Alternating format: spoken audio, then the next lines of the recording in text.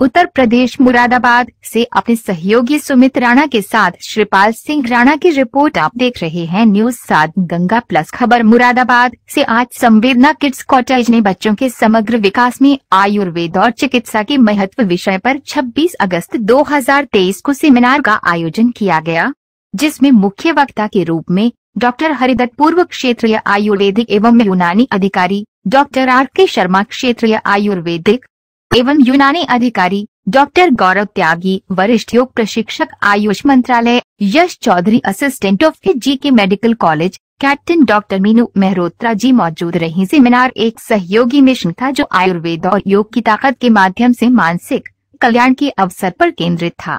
कार्यक्रम की शुरुआत हमारे संवेदियंस के प्रदर्शन से हुई, जिन्होंने योग के विभिन्न मुद्राएं प्रस्तुत की, जिसके बाद हमारे मुख्य वक्ता डॉक्टर हरिदत्त, पूर्व क्षेत्रीय आयुर्वेदिक एवं यूनानी अधिकारी, एवं डॉक्टर RK शर्मा, क्षेत्रीय आयुर्वेदिक एवं यूनानी अधिकारी का व्याख्यान हुआ, जिन्होंने इस बारे में हमारा मार्ग प्रशस्त किया कि कैसे आयुर्वेद आहार और अन्य के माध्यम से मानसिक और शारीरिक स्वास्थ्य की देखभाल करेगा। आयुर्वेद की लाभकारी जड़ी बूटियों के बाद हमारे योग विशेषज्ञ श्री गौरव त्यागी सर, वरिष्ठ योग प्रशिक्षक, आयुष मंत्रालय का मार्गदर्शन मिला, जिन्होंने श्वसन, स्वास्थ्य और शरीर की समग्र प्रतिरक्षा में सुधार के लिए एक महान उपकरण के रूप में योग पर ध्यान केंद्रित किया, जो दोनों संक्रमण की रोकथाम में शामिल है। विशेषज्ञों की सलाह के बाद माता पिता के प्रश्न सत्र का आयोजन किया गया, जहां उन्हें सम्मानित वक्ता द्वारा उनके पूछे गए प्रश्नों के लाभकारी उत्तर मिले। विद्यालय की निर्देशिका कैप्टन डॉक्टर मीनू मेहरोत्रा जी का मानना है कि बच्चों के तनाव को कम करने, संज्ञानात्मक कार्य और बच्चों के जीवन की गुणवत्ता में सुधार के लिए आयुर्वेद और नियंत्रण समूह द्वारा योग अभ्यास एक सशक्त योगदान है।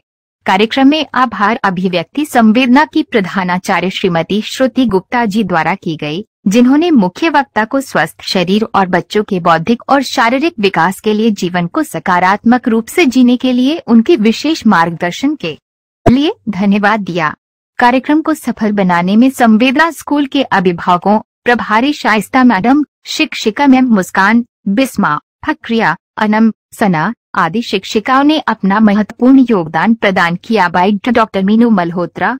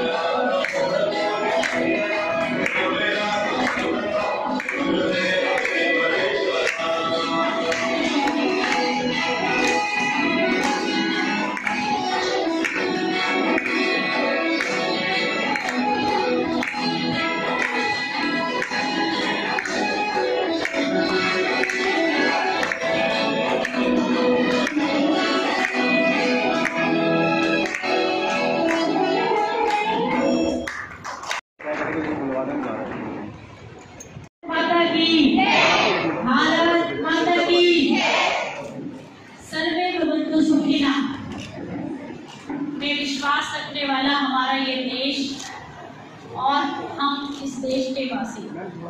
सबसे ज़्यादा तो हम लोगों के लिए ये बहुत सौभाग्य का विषय है कि हमने भारत जैसी भूमि पर जन्म लिया है, जहाँ केवल अपने सुख अपनी शांति की बात नहीं होती है, वरन हम विश्व के लिए शांति और सुख की बात करते हैं। उसके बाद हम संवेदियंस, हमारा जो ध्येय वाक्य था जब हमने विद्यालय शुरू किया था, तो हम कहते थे कि बच्चे को या तो माँ ही बेहतर जाने या जाने संवेदना किड्स कॉटेज। उसी उद्देश्य की पूर्ति हेतु आज का हमारा ये सेमिनार है, जिसमें कि हम चाहते हैं कि हमारे संवेदियंस, हमारे बच्चे जो भी बढ़ रहे हैं, क्योंकि हम सभी को पता है कि हमारे यहाँ जो बच्चे आते हैं वो माँ की गोद से सीधे हमारे पास ही आते हैं और लगभग 10 से 12 साल तक की अवस्था तक हमारे साथ रहते हैं। तो विकास के क्रम के अनुसार अगर हम माने तो वो बालिका अवस्था होती है, शैशवावस्था से, और बालक जिससे 12 साल तक के जो बच्चे होते हैं वो बाल्यावस्था का कार्य होता है, तब हमारे साथ रहते हैं।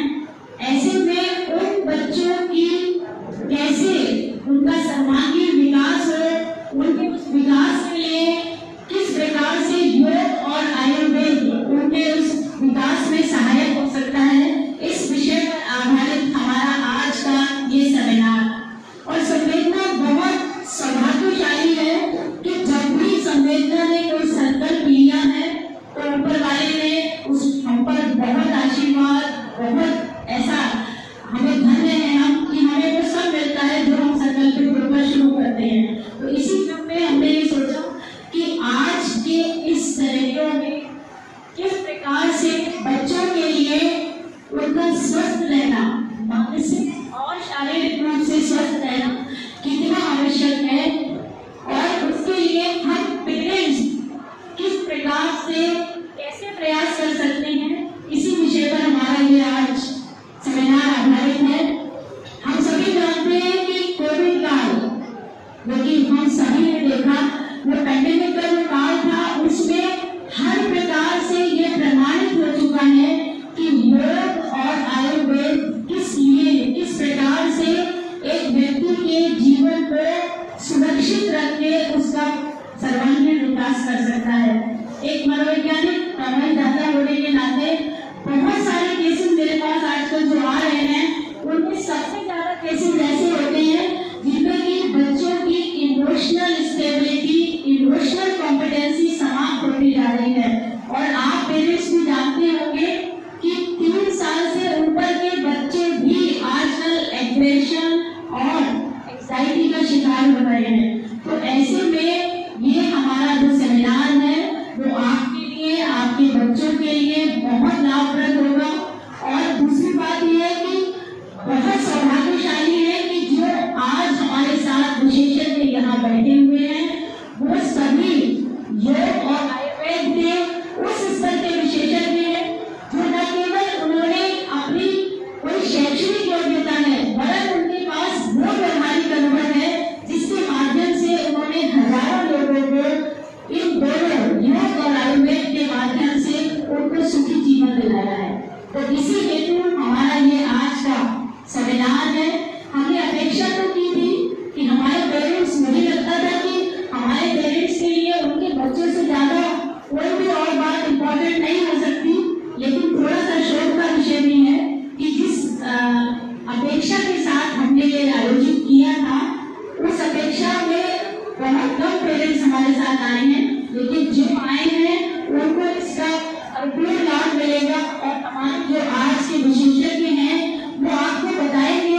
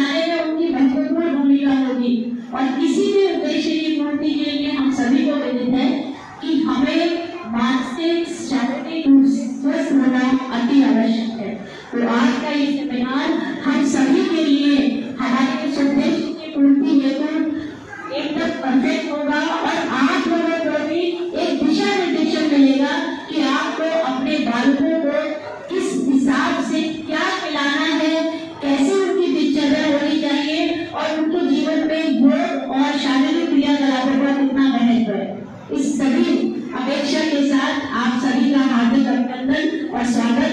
क्योंकि हमारे जो आज मंच पर लोग आसीन हैं ये विशेषज्ञ हैं और कई बार हम लोग इनसे मिलने के लिए बहुत आतुर रहते हैं, लेकिन इनके पास वक्त नहीं होता है। तो आज हम सभी के लिए सुलभता से यहाँ ये विराजमान है। आप लोग अपने अपने क्वेरीज, अपने अपने बच्चों का जो भी आपको ऐसा लगता है कि कोई व्यक्तिगत रूप से समस्या है, वो भी आप इस सेशन के बाद अपने प्रश्न पूछ सकते हैं और आपको अवश्य लाभ होगा। बहुत बहुत धन्यवाद, आभार।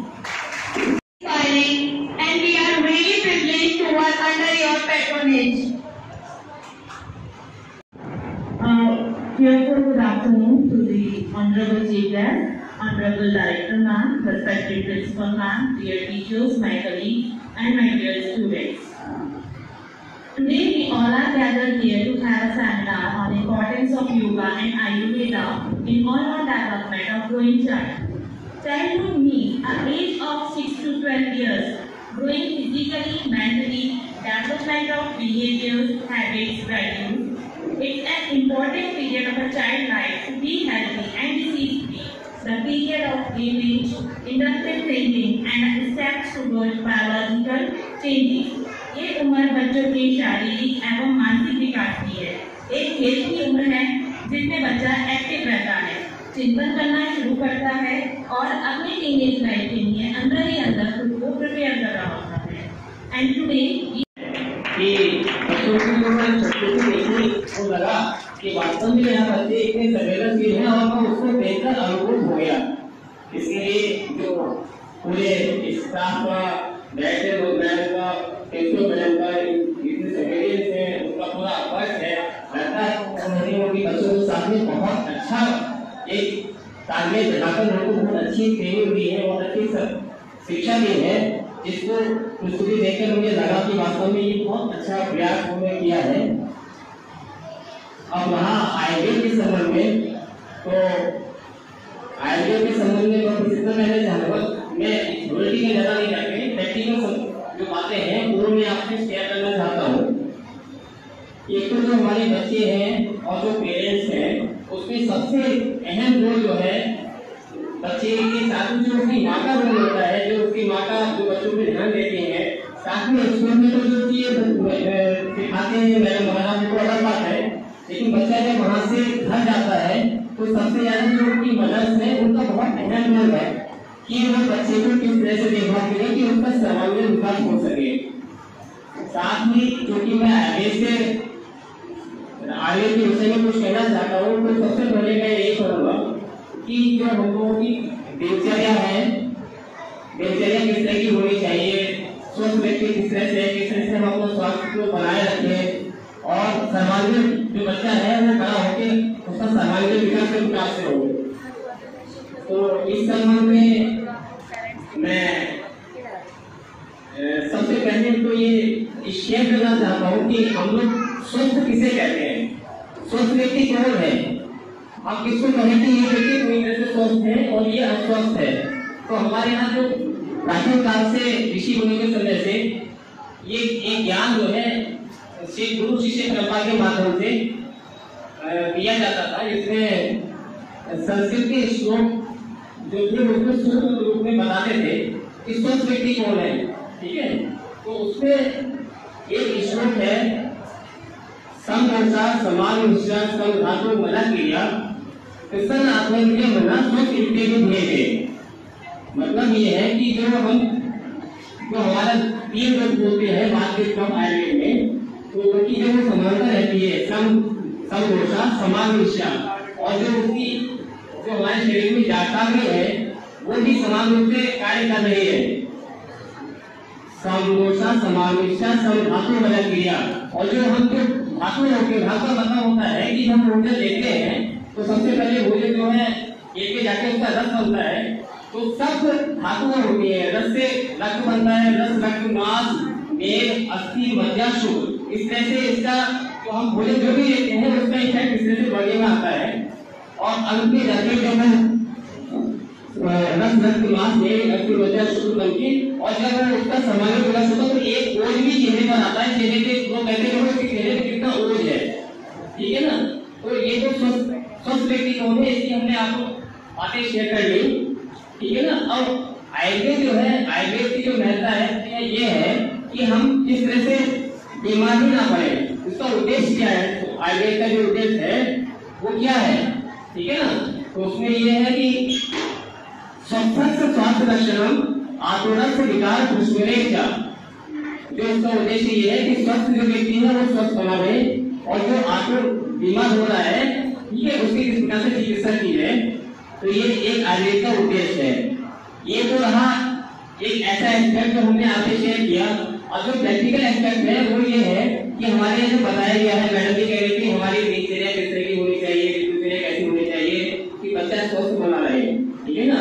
तो उसमें जो हमारे प्राचीन समय में बताया गया है, बच्चा, हालांकि मैडम ने बच्चों को समझाया होगा, आप लोग पेरेंट्स हैं, आप लोगों के बच्चों को, जो हमारे बुजुर्ग लोग थे वो उसको इस परंपरा में लेकर आए थे कि हमें किस तरह उठना चाहिए, किस तरह सोना चाहिए। अगर हमारी दिनचर्या अच्छी होती है तो उससे हमारे शरीर पर बहुत अच्छे प्रभाव पड़ते हैं। हम लोगों को सुबह ब्रह्म मुहूर्त में उठना चाहिए। ब्रह्म मुहूर्त का मतलब है, ब्रह्म मुहूर्त जानते हैं क्या, किसे बोलते हैं? ब्रह्म मुहूर्त सूर्योदय से 40 मिनट पूर्व का जो समय होता है, उस समय आप जब उठेंगे, एक दिनचर्या को अपनाएंगे, तो उसको अपनाने के बाद में बहुत सारे लोग बुजुर्ग होते हैं, माताएं लोग बैठे हुए हैं, वो बताते रहते हैं कि बेटा इसे उठना चाहिए, इसके बाद में आपको ये काम करना है, शौच करना है, दंडावन करना है। तो ये एक नियमित अभ्यास होता है, ठीक है ना। तो और ये इस प्रकार से जो है दिनचर्या के बाद में आपको किस समय सोना है, किस समय उठना है, ये सारी चीजें जो माँ है बच्चे की या उनको बच्चों को देखभाल करते समय उनको सिखाना चाहिए, ठीक है। तो ये सब चीजें हैं किसी। बाकी योगा के संबंध में हमारे यहाँ बहुत तरीके हैं, वो बताएंगे। इसके अलावा हमारे वरिष्ठ चिकित्साधिकारी हैं जो आयुष और वेद हमारे अथर्व वेद कहते हैं कि एक ही व्यक्ति की इसी आयु तमसोमा ज्योतिर्गमय मृत्योर्मा मृतं गमय। जो कुछ भी मैंने संस्कृत में बोला है, इसमें जो पूर्णमदः पूर्णमिदं पूर्णात् पूर्णमुदच्यते पूर्णस्य पूर्णमादाय पूर्णमेवावशिष्यते, वो जो उस सर्वत्र जिसको हम ईश्वर कहें, अल्लाह कहें, जिस किसी को उसमें स्वीकार करें, उसी के लिए कामना की कि वही पूर्ण है, पूर्णों में से पूर्ण निकला है, और जो पूर्ण में से जो बचता है वह भी पूर्ण है। उसके बाद हमने कहा असतोमा सदगमय, अर्थात हमें असत्य से सत्य की ओर ले चले। तमसोमा ज्योतिर्गमय, तमस अर्थात अंधकार, जहाँ कुछ नहीं दिखता है, जहाँ निराशा है, उस निराशा से आशा की ओर ले चले। मृत्योर्मामृतं गमय, व्याधि डिजीज, बीमारी से डिजीज मुक्ति की ओर हमें ले चले, ऐसी कामना हमने की। तो मेरा चूंकि टॉपिक है योग, मुझे लगता है माइक बीच में व्यवधान करेगा, तो मैं बीच में आके आपके बात करता हूँ तो ज्यादा अच्छा रहेगा, ठीक है ना। आप लोग हाँ के बने रहने तक का जो कार्यकाल है वो आयु कहलाता है। और इसके विषय में कहते हैं कि हिताहितम सुखम दुखम आयुष्तस्य हिताहितम मानम च तच्चम यंत्रोक्तम आयुर्वेद से उच्यते। आयु, हितकर आयु, अहितकर आयु, सुखी आयु, दुखी आयु और हित आयु। हित आयु में जो है अहित भी है और हित भी है। आयुर्वेद के प्रयोजन में हमारे डॉक्टर साहब ने बताया था कि स्वस्थस्य स्वास्थ्य रक्षणम आतुरस्य रोग विमोक्षणम।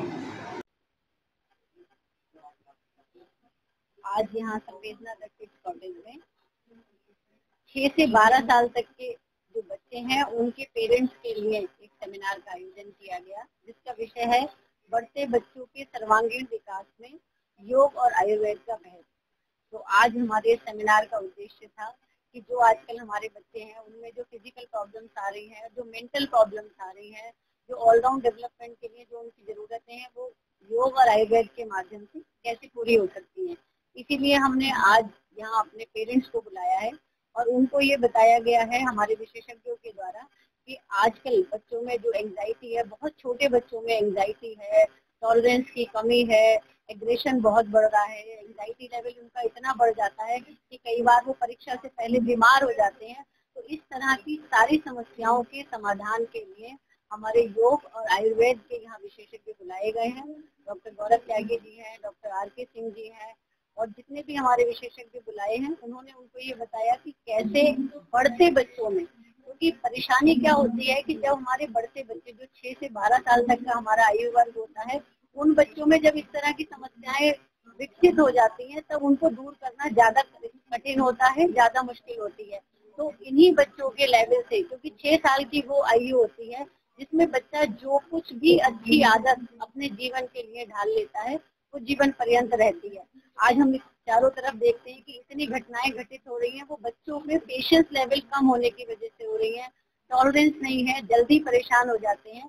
तो योग और आयुर्वेद के माध्यम से उन बच्चों का कैसे सर्वांगीण विकास होगा और कैसे उनके जीवन में ये समस्याएं दूर होंगी, या यूँ कहिए कि ये समस्याएं उनके जीवन में आएगी ना, इसी हेतु आज ये सेमिनार आयोजित किया गया है।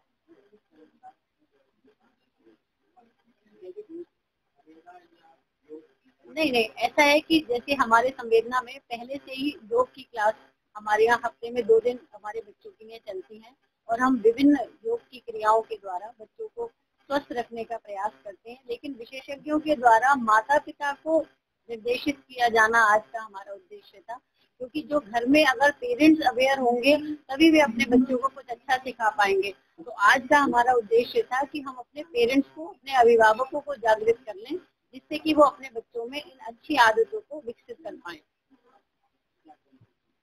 बस यही कहना चाहती हूँ कि हम सभी को पता है कि आजकल की जितनी समस्याएं हैं उन समस्याओं के समाधान के लिए एक बच्चे को शारीरिक रूप से, मानसिक रूप से, सामाजिक रूप से और संवेगात्मक रूप से मजबूत होने की आवश्यकता है। और आज का हमारा ये सेमिनार इस उद्देश्य की पूर्ति के लिए मील का पत्थर साबित होगा। परिजन ने बहुत अच्छे से लिया है और आपने देखा भी होगा कि अभी सेमिनार के दौरान हमारे विशेषज्ञों से अलग अलग अभिभावकों ने अपने अपने बच्चों की व्यक्तिगत समस्याएं भी पूछी हैं। तो निश्चित रूप से उनको समाधान मिलेगा और समाधान मिलेगा तो उन्हें ऐसा महसूस होगा कि ये सेमिनार उनके बच्चों के विकास में बहुत महत्वपूर्ण रोल प्ले करेगा।